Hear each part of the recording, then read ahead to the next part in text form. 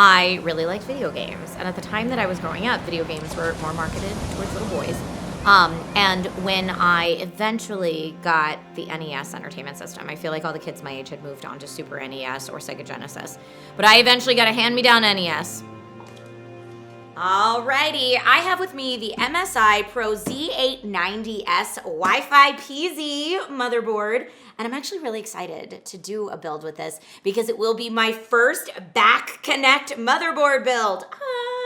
I've seen these at shows, but I haven't had a chance to actually build with one yet, so I'm really excited. This is a gorgeous motherboard. It's part of MSI's Pro Series, and it's got Thunderbolt 4 support, Wi-Fi 7, Bluetooth 5.4, like some really nice connectivity features. Again, this will be my first back connect design build, so let's go ahead and do this thing. Now, I'm not wearing socks on carpet, everybody on the internet. Don't worry about that, please. Dun, dun, dun, dun. There it is. Look how sleek this is. I really, really like it. This is gorgeous. And then again, there's that I/O panel I was talking about with all your different connectivity. Don't be jealous. Be jealous. Be jealous of those ports. That's really nice. Okay, so I am going to gently move this out of the way. Set this down. Now we will be, let me see. Now we're gonna set all this just to the side for right now. Over here. In fact,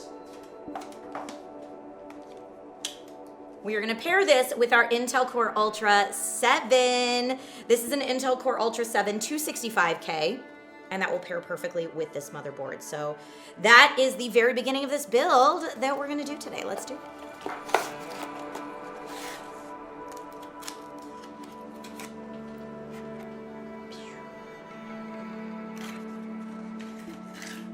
Because I really do believe that creators need to be very well-rounded production houses. I find myself very fortunate that I am in a place where I get to talk about things that I love for a living and help educate and bring other people into that fold, right? Like, I feel like there's this era or movement within this space of, you know, being a little gatekeepery. We don't want to let other people into our hobby, our fandom. But I feel the opposite. I think the more the merrier. I grew up in a time when I was made fun of for liking a lot of these things, and now that like they're suddenly slightly popular and mainstream, at least on the internet, then I can help bring other people into that fold, I feel like a little bit, and I love that. I could be a real dork and use that.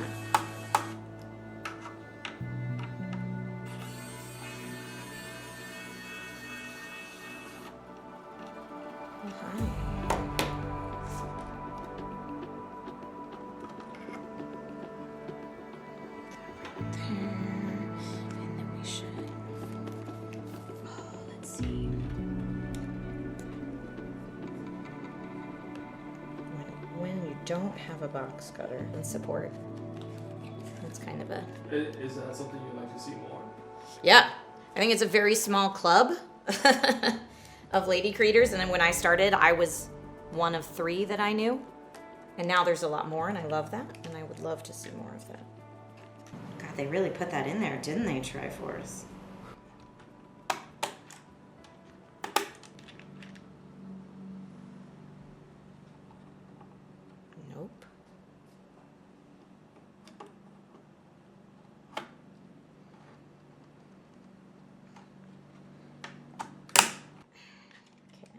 Tighten those up.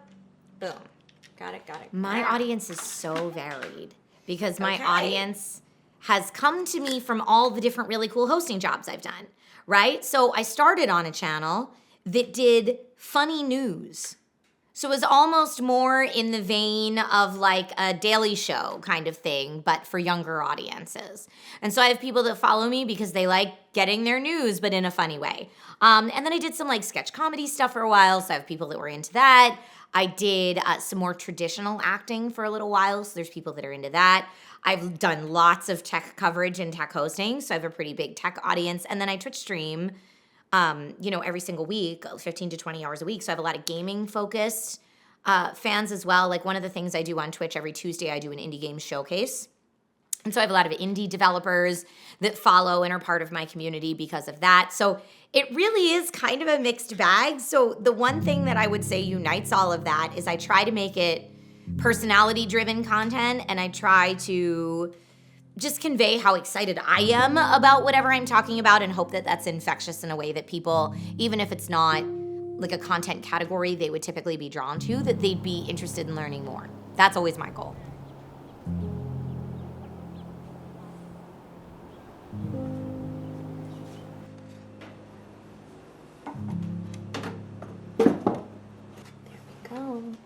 There we go.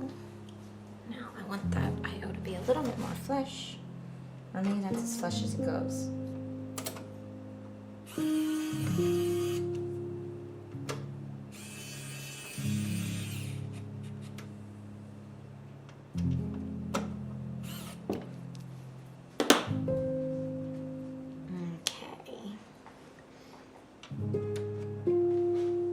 That's right. And does this look flush enough for the IO shield? It should. It looks like it. If you look over here, that's what I was like. There's a little bit of space, but I guess that's it. There we go. Got that baby in. Okay.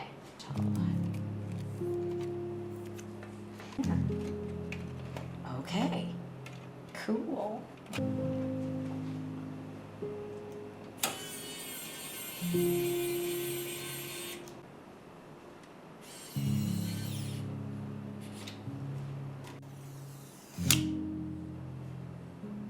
Okay, so I'm gonna say like there.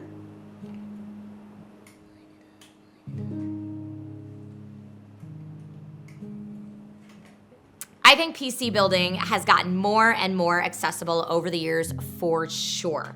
I mean, not only with the dawn of instructional videos online and easy to access on YouTube, but also, things like the back connector motherboard that I just built with today. That's making it so much easier. All-in-one coolers. I remember when liquid cooling was like, okay, have paper towels everywhere and blah, please don't mess up. You know what I mean? Like these things are getting easier. They're getting more accessible for folks, and the builds have never looked cleaner. Even if it's your first build, right? Your first build can be absolutely gorgeous.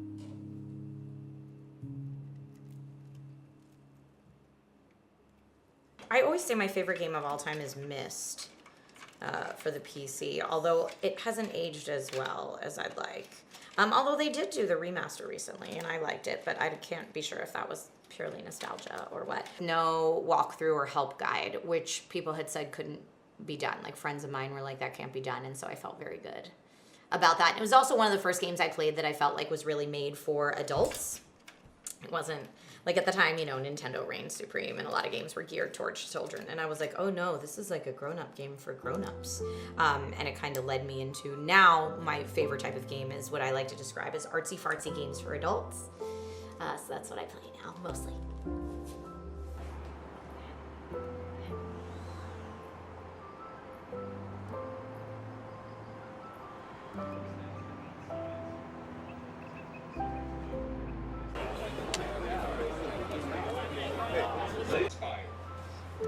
Today, we give our gratitude to Intel for their innovation. All right, first 2 rows going in now. Everybody else will hang out tight for just a moment here. Couple minutes. Sit down here. It has built-in phone charging, which is really nice while you're gaming. So right now we have Marvel Rivals on the system. So a lot of the hosting I do now is live. And it's also kind of the fun of bouncing back and forth between when you're a host. You might have an ear prompter, so you might have a producer talking to you in your ear.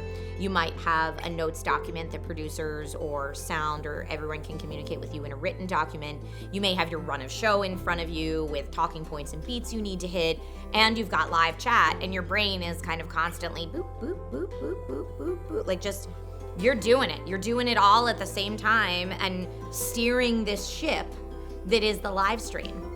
And I just really like the energy of that. And I'm always very grateful for the brands who trust me to steer their ship because it's live and anything can happen. But yeah, like I said, that's the fun of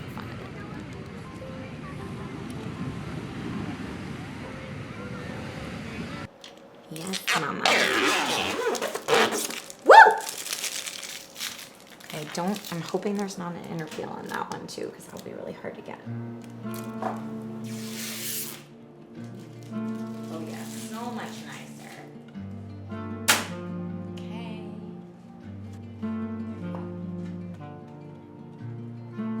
Here we go. Beautiful. I love the little rainbow right here on the card too. That's really gorgeous. Really, really nice stuff. Now, of course, it's not connected to a monitor, so we're not going to do our BIOS setup right now, but it looks stunning. My first back connector build. Yeah!